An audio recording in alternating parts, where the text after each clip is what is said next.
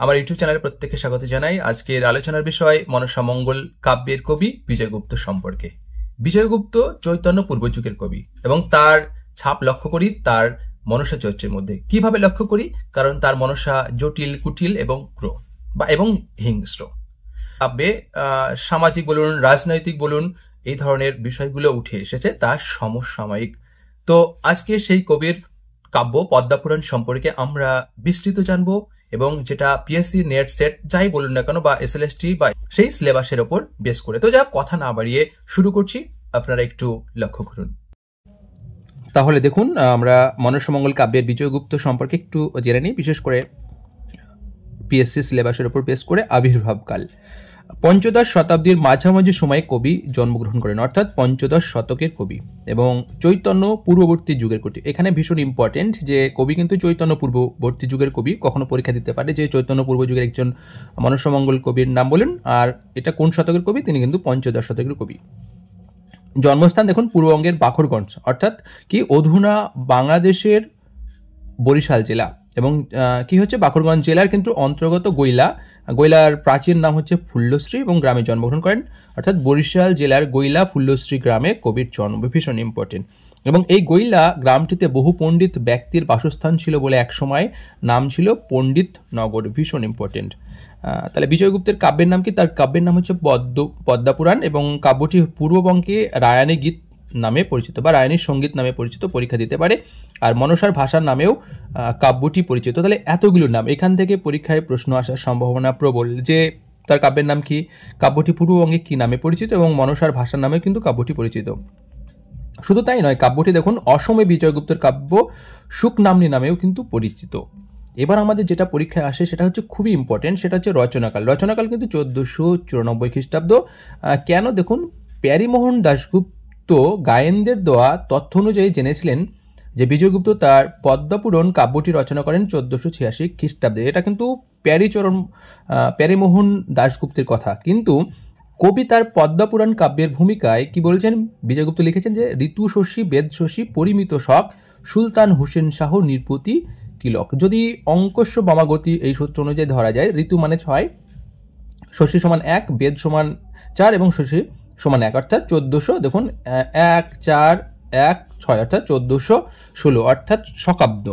এই 1416 শকাব্দের সঙ্গে 78 যোগ করলে 1494, অর্থাৎ বিজয়গুপ্তর কাব্যটির রচনাকাল যদি ধরা হয় তাহলে 1494। অন্যান্য শ্লোক তিনি কি লিখছেন দেখুন। রচনাকাল গল্প 3টে শ্লোক পাওয়া যায়। আরেকটি দেখুন, ছায়াশূন্য বেদশশী, পরিমিত শক, সনাতন হুসেন শাহ, নৃপতি তিলক। আরেকটি দেখুন, ঋতুশূন্য বেদশশী, পরিমিত শক, সনাতন হুসেন শাহ, পৃথিবী তিলক। অর্থাৎ 3টি শ্লোকে কিন্তু গৌড়েশ্বর হোসেনের দেখুন নাম আছে। তাহলে এখানে একটা জিনিস আপনাদের মাথায় রাখতে হবে, 3টে শ্লোকই আপনারা মাথায় রাখুন, যে 3টে শ্লোক দিয়ে হয়তো পরীক্ষা দিতে পারে। ঋতুশূন্য বেদশশী, পরিমিত শক, সুলতান হোসেন শাহ, ড্যাশ তিলক, এরকম একটা অপশন দিতে পারে। তাহলে এই জায়গাটা আপনাদের খেয়াল রাখতে হবে। প্রকাশকাল 1303 বঙ্গাব্দে প্যারীমোহন দাশগুপ্ত বরিশাল থেকে সর্বপ্রথম বিজয়গুপ্তের কাব্যটি প্রকাশ করেন। তাহলে প্রকাশকাল কে প্রকাশ করছে এবং কত সালে, ভীষণ ইম্পর্টেন্ট। এরপর দ্বিতীয় সংস্করণ পাওয়া যাচ্ছে 1308 সালে। লেখকের একটু পিতার নাম জেনে নিই, সনাতন গুপ্ত, মাতার নাম রুক্মিণী দেবী, আর স্ত্রীর নাম নিয়ে বিতর্ক রয়েছে। অনেক বইয়ে রুক্মিণী দাস আছে, আবার আমি কিছু বইয়ে জানকী পেয়েছি। জানকীটাই বেশি পাওয়া যাচ্ছে, তাই আপনারা যেটা অপশন থাকবে সেই অপশন অনুযায়ী উত্তর দেবেন। মামার নাম ত্রিলোচন দাস, তিনি কিন্তু কপাল ব্যাকরণের টিকাকার, তার একটা বিশেষত্ব। আর শ্বশুরের নাম হচ্ছে হেরম্ব দাশগুপ্ত। যেগুলো পরীক্ষা আসতে পারে এইসব জায়গা থেকে কখনো কখনো দেয়। বংশ বৈদ্য বংশে বিজয়গুপ্ত জন্মগ্রহণ করে, এটাও ভীষণ ইম্পর্টেন্ট। কিন্তু ম্যাক্সিমাম কিন্তু দেখবেন প্রাচীন মধ্যযুগীয় কবিরা কেউ সেরকমভাবে ছদ্মনাম গ্রহণ করেন না, কিন্তু একমাত্র বিজয়গুপ্ত একটা ছদ্মনাম গ্রহণ করেছে, তার নাম কিন্তু দেখুন রাধানাথ। পালার সংখ্যা, কাব্যটি কিন্তু 21টি পালায় বিভক্ত, কোনো খণ্ড বিভাগ নেই। তার এই কাব্য বেশ আয়তন বিশিষ্ট। 21টি পালায় মোট 343টি কবিতা রয়েছে। কোনো কোনো বইয়ে আমি 303টিও পেয়েছি, তো আমি বেশিরভাগ ক্ষেত্রে 343টি। এবং এটা নিয়ে একটা বিতর্ক, যদি আপনাদের মনে হয় যে বিতর্ক রয়েছে, তাহলে আমাদের একটা বই আছে, সেই বইয়ে লেখা বইয়ে কিন্তু আপনারা পেয়ে যাবেন, এবং সেখানে কোন পালায় কটি সেগুলো বিস্তৃতভাবে আলোচনা করা হয়েছে। প্রথম পালার নাম পড়তে হয় মনসার জন্ম পালা, দুঃখিত পাল হয়ে গেছে, মনসার জন্মপালা। আর শেষ পালার নাম হচ্ছে স্বর্গারোহণ পালা। ভীষণ ইম্পর্টেন্ট, প্রথম এবং শেষ পালা জানতে হবে। এবং অন্যান্য কয়েকটি পালার নাম দেখে নিই, বনবাস পালা, হাসান হুসেন পালা, ভাসান পালা, ধন্বন্তরী বধ পালা। এবার রচনা কাল জ্ঞাপক শ্লোক অলরেডি একবার বলা হয়েছে, আর একবার দেখিনি। পদ্মপুরাণ কাব্যের ভূমিকায় বিজয়গুপ্ত লিখেছিলেন কি যে ঋতুশশী, বেদশশী, পরিমিত শক, সুলতান হোসেন শাহ নৃপতি তিলক, এবং এই অনুযায়ী কিন্তু 1494 কালের আপনাদের কখনো কখনো এখানে হয়তো এই শ্লোকটি বলে ওঠে কার রচনা কাল জ্ঞাপক শ্লোক। কাব্য স্বপ্নে দেবী মনসা কবিকে কাব্য রচনার আদেশ দেন, অর্থাৎ কাব্য রচনার কারণ এখানে একটু বুঝতে অসুবিধা হচ্ছে, তার জন্য দুঃখিত। আজু নিশি অবসানে এড়িয়া বসন, গীত ছন্দে রচ কিছু আমার স্তবন, অর্থাৎ কবি মনসার আদেশে ছাতিম গাছের তলায় বসে কাব্যটি রচনা করেন। ভীষণ ইম্পর্টেন্ট। কাব্যের প্রধান রস কি? কাব্যের প্রধান রস কিন্তু করুণ রস, সেটা পরীক্ষায় আসে। এবং কাব্যের বিষয়বস্তু কি? যে মনসা দেবীর মাহাত্ম্য ও মর্তে প্রচার, এই হচ্ছে এই কাব্যের মূল বিষয়। রাজপ্রশস্তি, এই কাব্যে কার রাজপ্রশস্তি করা হয়েছে? বিজয়গুপ্ত তার কাব্যে হুসেন শাহের উল্লেখ করেছেন, এবং হুসেন শাহর কিন্তু পূর্ব নাম জালালউদ্দিন ফতেহ শাহ। কখনো যদি পরীক্ষা দিয়ে থাকে যে জালালউদ্দিন ফতেহ শাহ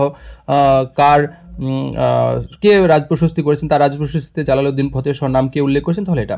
আর কবিতার কাব্যে হুসেন শাহকে কিন্তু সমরে দুর্জয় ও দানে কল্পতরু বলেওছেন। কখনো কখনো এটা কিন্তু আসতেই পারে যে কার কাব্যে হুসেন শাহকে সমরে দুর্জয় ও দানে কল্পতরু বলেছেন। বাংলা শাসক কাব্য রচনাকাল জ্ঞাপক শ্লোক থেকে জানা যাচ্ছে কবির কাব্য রচনাকালে বাংলার শাসক ছিলেন জালালউদ্দিন ফতেহ শাহ, অর্থাৎ হুসেন শাহ। প্রথম মুদ্রণ প্যারি মোহন দাশগুপ্ত 1303 বঙ্গাব্দে দেখুন বরিশাল থেকে সর্বপ্রথম বিজয়গুপ্তের কাব্যটি প্রকাশ করছেন। দেবতার সেবক, তিনি কোন দেবতার সেবক? তিনি কিন্তু বিষ্ণু সেবক, এবং তাই বৈষ্ণব ধর্মাবলম্বী কবি ছিলেন। ছন্দ ত্রিপদী, ধামালি ও ছড়াছন্দ, তবে আধুনিক কিন্তু স্বরবৃত্ত ছন্দও তার কাব্যে লক্ষ্য করা যাচ্ছে, এটা কিন্তু ভীষণ ইম্পর্টেন্ট।